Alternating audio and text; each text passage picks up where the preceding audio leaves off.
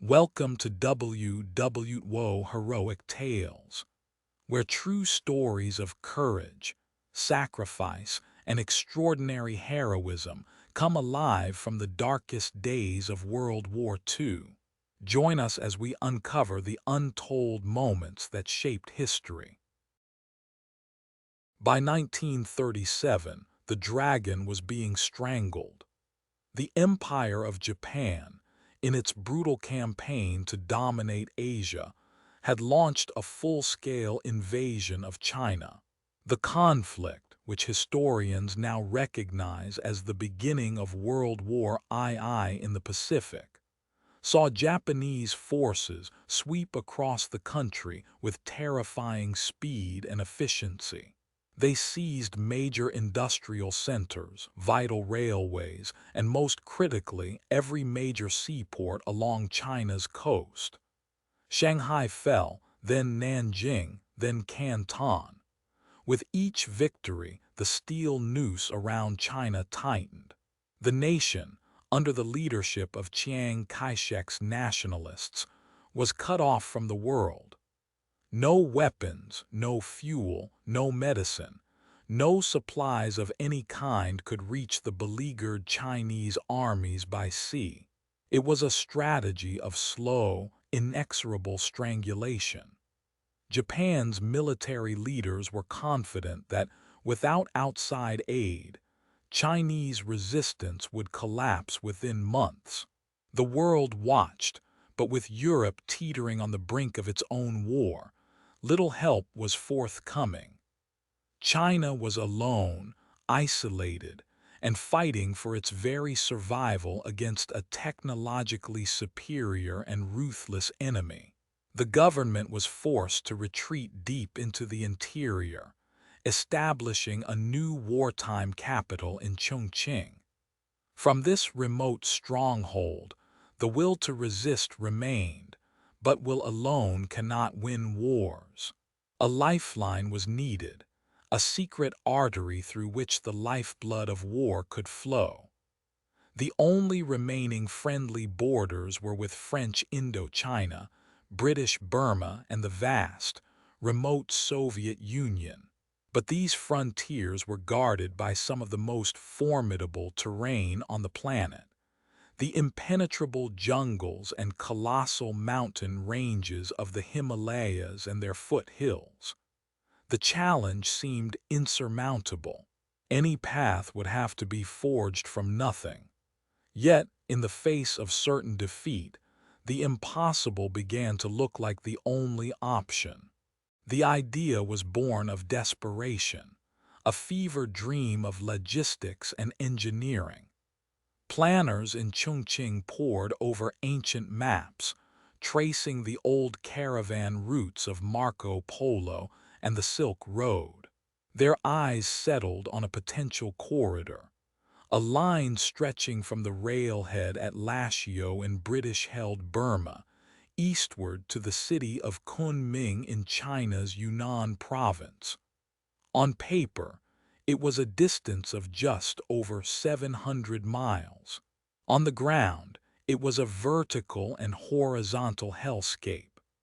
The proposed route would have to traverse the Zhejiang and Nu Mountains, formidable subranges of the Himalayas, with peaks soaring to 12,000 feet. It would need to cross the deep, treacherous gorges of two of Asia's mightiest rivers, the Mekong and the Salween, where currents raged in canyons thousands of feet deep.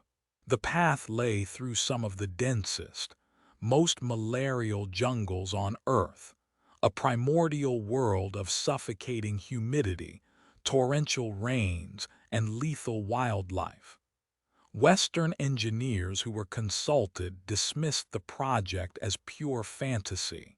They estimated that with modern machinery, bulldozers, excavators, and pneumatic drills, such a road would take at least 5 to 6 years to build.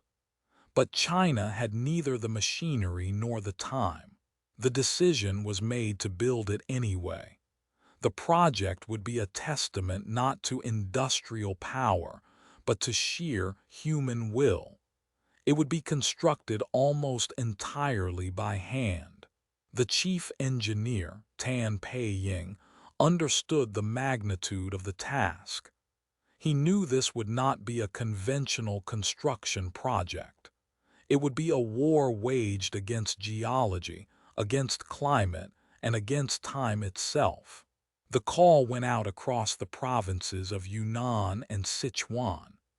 China needed an army, not of soldiers, but of builders. It would become one of the greatest and most tragic mobilizations of civilian labor in modern history. They came from 1,000 villages, summoned by patriotism, by duty, or by force. Over 200,000 souls, men, women, and in some cases, children as young as 10.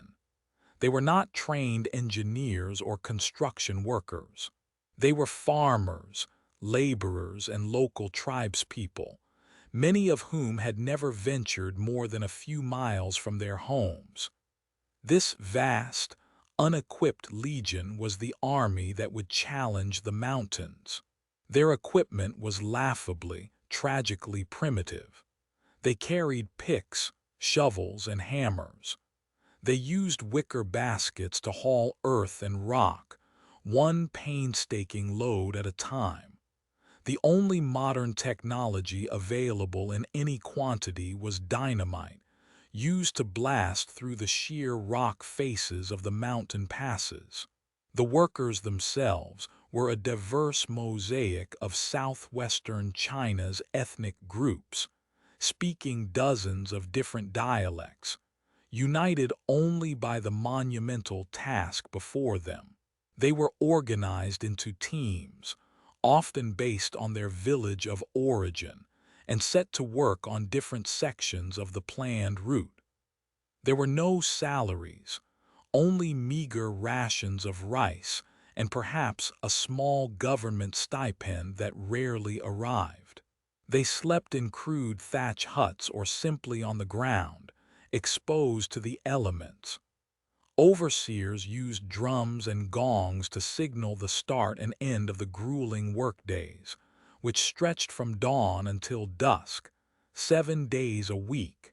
It was a scene from another age, a human endeavor on a scale that recalled the building of the Great Wall centuries earlier. An army of ants, as one observer noted, attempting to move a mountain range. The sheer physical labor was staggering. They chipped away at cliffs, hammered rock into gravel by hand, and moved millions of cubic tons of earth with nothing more than their own muscle power. For bridges, they used ancient cantilever techniques, and for road surfaces, they laid stones fitted together like a puzzle, a method unchanged for 1,000 years. The human tide of laborers crashed against an unyielding wall of nature. The primary enemy was the monsoon. From May to October, the heavens opened, unleashing a staggering 150 inches of rain. The world dissolved into a sea of mud. Newly carved sections of road would liquefy and slide into the valleys below. Landslides were a constant terror, sweeping away work gangs in an instant with a low, terrifying rumble that was often the only warning. Workers clung to cliff faces on rickety bamboo scaffolding, chipping away at rock while torrential rain slicked their footing and threatened to hurl them into the abyss. The air was a thick, humid blanket, making every breath a struggle and sapping the strength from their bodies. When the rain stopped, the sun would bake the landscape, but the humidity remained, creating a suffocating, feverish environment. The Salween River Gorge, a chasm over 4,000 feet deep, presented a particularly devilish challenge. The region was so intensely malarial that it was known locally as the Valley of Death.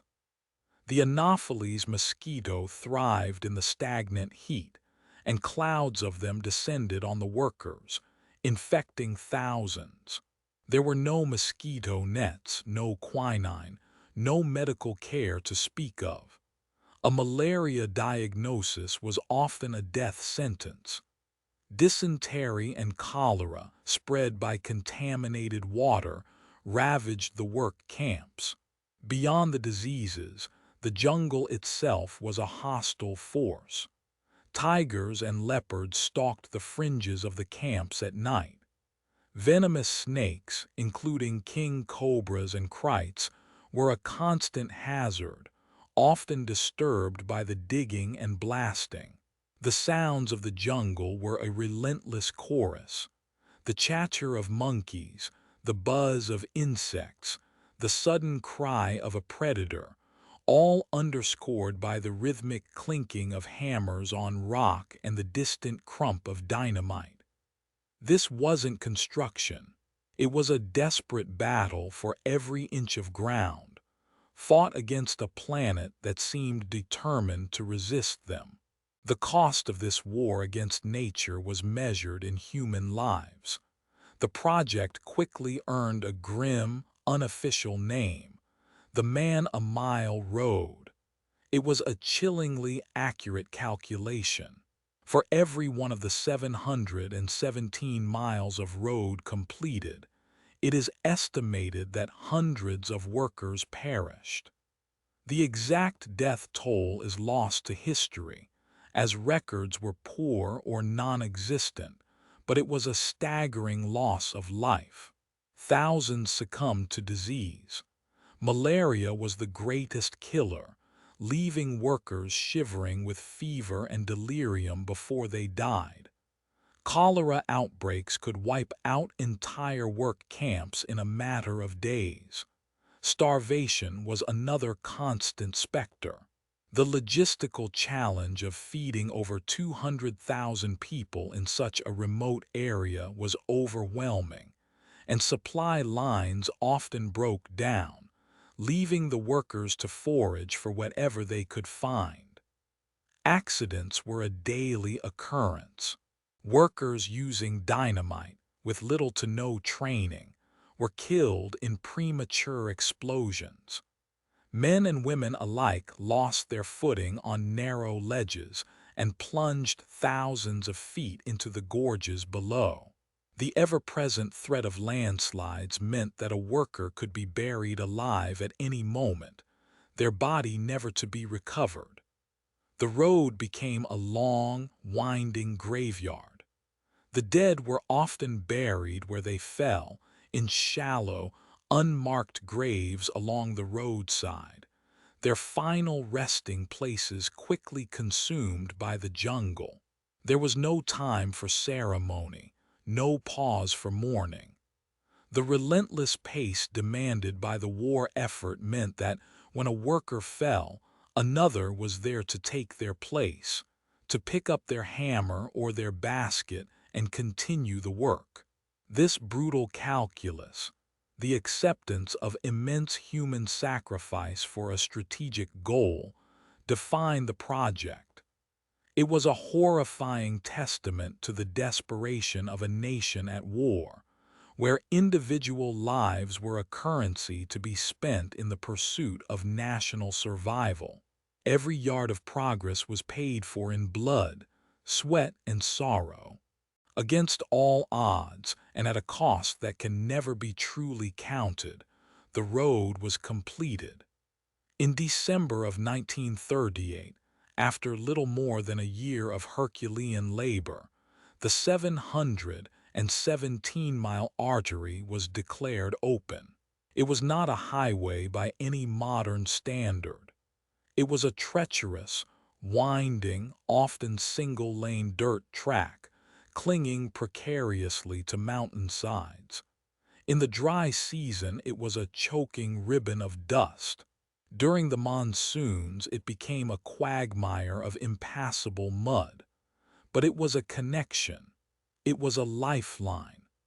The first convoys of trucks, mostly American-made Chevrolets and Dodges, began their arduous journey from the railhead at Lashio, loaded with precious cargo, drums of fuel, crates of ammunition, medical supplies, and machine parts.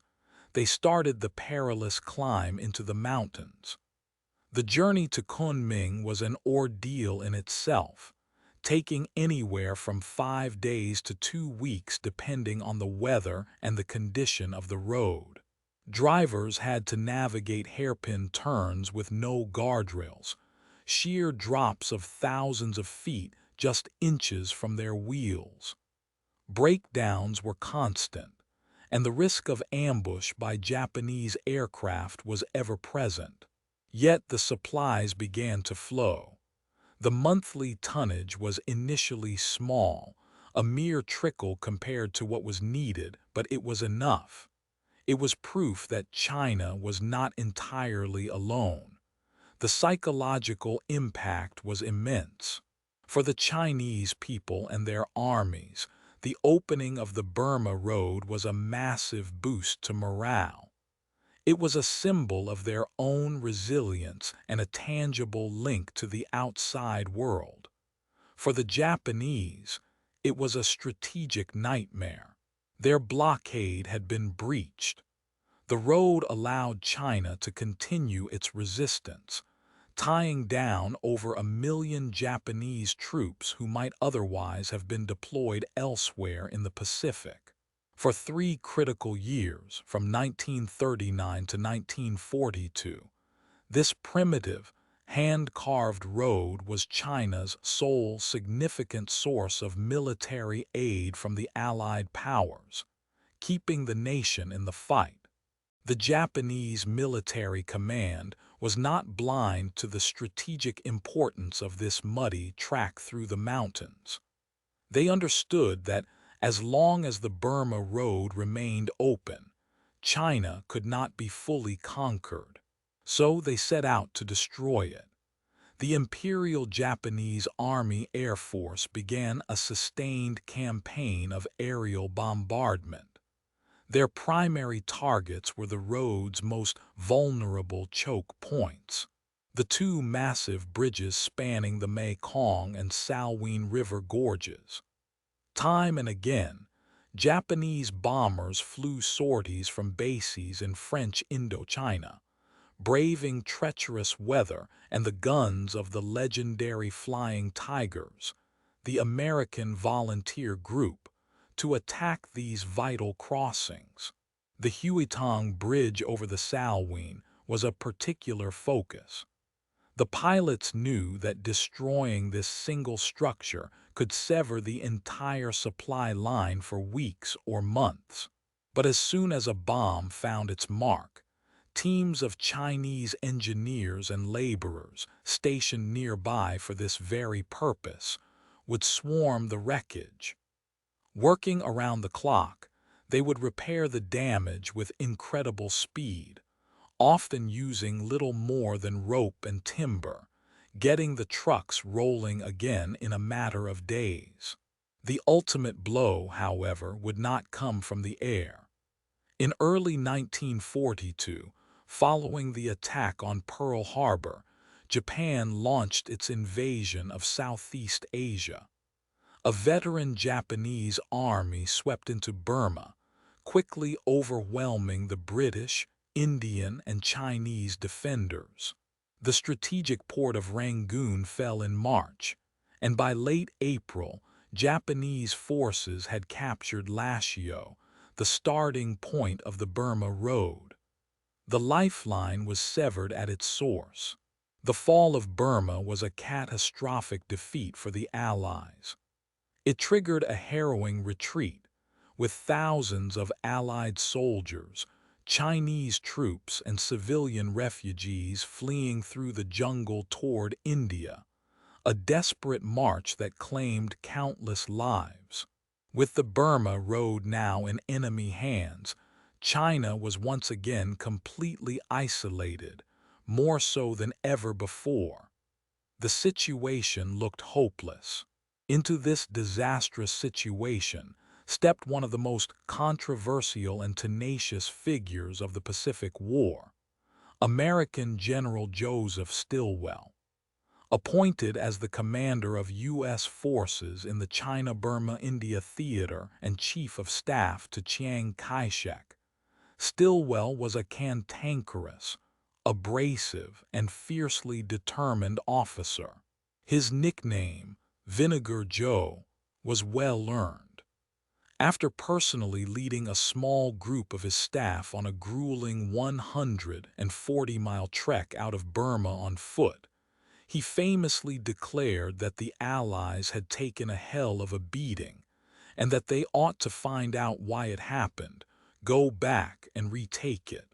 For Stilwell, reopening a land route to China became an obsession.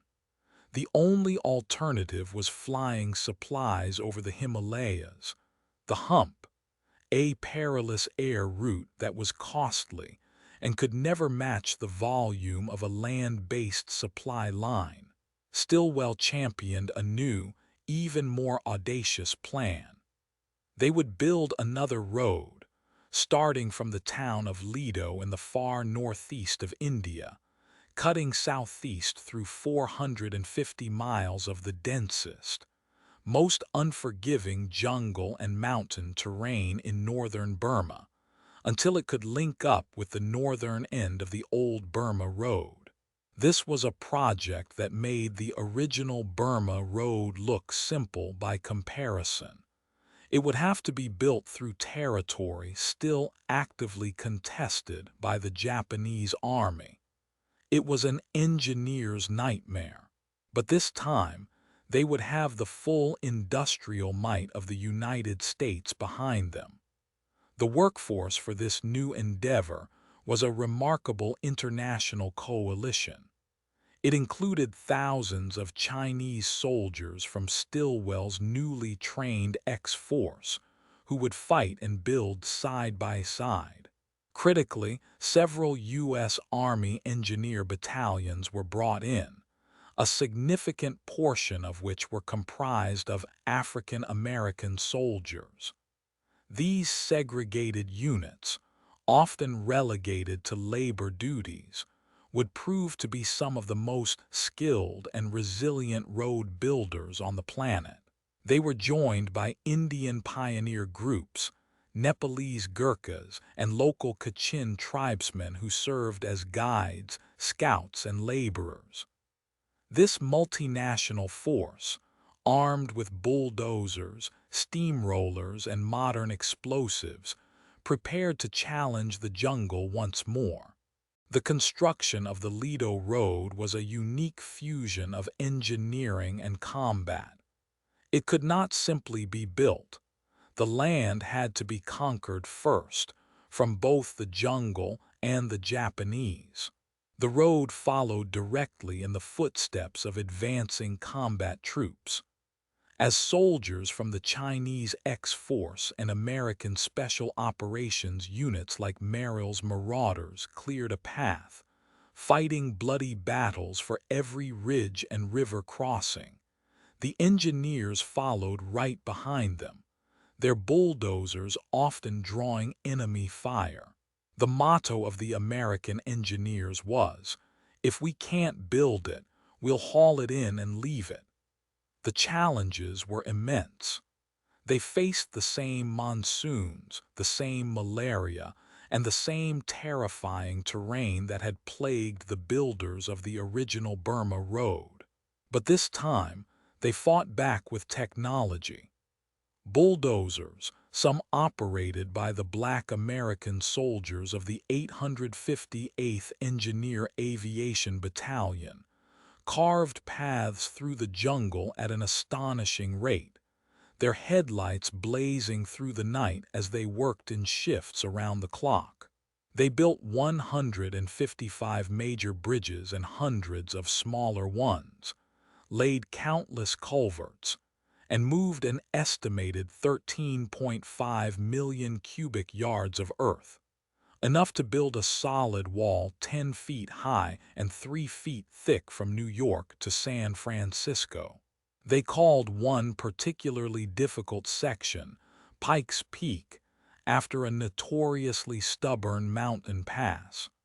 Another stretch of switchbacks was nicknamed the roller coaster. Disease remained a deadly foe. Medical units worked tirelessly to combat malaria and dysentery, but the casualty rate from sickness was still alarmingly high. Combat was a constant threat. Japanese patrols would infiltrate Allied lines to sabotage equipment and ambush work crews. Snipers hidden in the dense canopy picked off bulldozer operators. Yet, the work never stopped. The road became a living, crawling entity, pushing relentlessly forward through a landscape of mud, blood, and steel, a testament to the combined efforts of a truly global force determined to reopen the path to China. After 2.5 years of relentless struggle, the moment of triumph arrived. On January 28, 1945, the Ledo Road construction crews, pushing south from India, finally linked up with engineers improving the northern section of the old Burma Road near Mongu, Burma. The land route to China was open once again. To commemorate the event, a massive convoy was assembled. 113 brand-new, six-wheel-drive American Army trucks, loaded to the brim with artillery, ammunition, and other vital supplies, set off from Ledo. The convoy, code-named Success, was led in person by Brigadier General Louis A. Pick, the chief engineer of the project. As it snaked its way along the newly carved road, which was officially renamed the Stilwell Road in honor of its chief proponent, it was a symbol of Allied determination and industrial power. On February 4, 1945, the first trucks of the convoy rolled into Kunming to a rapturous welcome. The streets were lined with cheering crowds, waving Chinese and American flags. It was a profoundly emotional moment, the culmination of years of unimaginable toil and sacrifice by hundreds of thousands of people. The supply bottleneck was finally broken. In the final months of the war, the Stilwell Road and its connecting pipelines would carry more than 129,000 tons of supplies into China, reinvigorating the Chinese armies for their final offensives against the Japanese. The cost had been astronomical. The Ledo Road portion alone had cost over $150 million, and the lives of more than 1,100 Americans, along with an unknown but certainly much higher number of Chinese and Indian workers. When combined with the staggering losses from the original Burma Road construction, the total human price of this lifeline runs into the tens, if not hundreds, of thousands. It was one of the most expensive and deadly construction projects in history, a monumental achievement born from the crucible of war. Today, much of the road that cost so much blood and treasure has been reclaimed by the jungle. Sections of the old Burma Road are now part of modern Chinese highways, paved and widened beyond recognition. But large stretches of the more remote Stilwell Road in Burma have crumbled. Its bridges collapsed. Its surface once again a muddy track used only by local villagers. It stands as a fading scar on the landscape, a quiet monument to an epic chapter of the Second World War. The legacy of the Burma Road is complex. It is a story of incredible engineering and logistical achievement, a testament to what can be accomplished against impossible odds. It is also a story of immense human suffering, a stark reminder of the brutal calculus of total war, where the lives of laborers were deemed expendable for a greater strategic purpose. The road stands as a tribute to the anonymous millions, the Chinese peasants who carved it from the cliffs with their bare hands, the African-American engineers who drove their bulldozers under fire, the Indian pioneers and Burmese guides who navigated the deadly terrain. Their names are largely forgotten, their graves unmarked, but their collective effort undeniably changed the course of the war in Asia.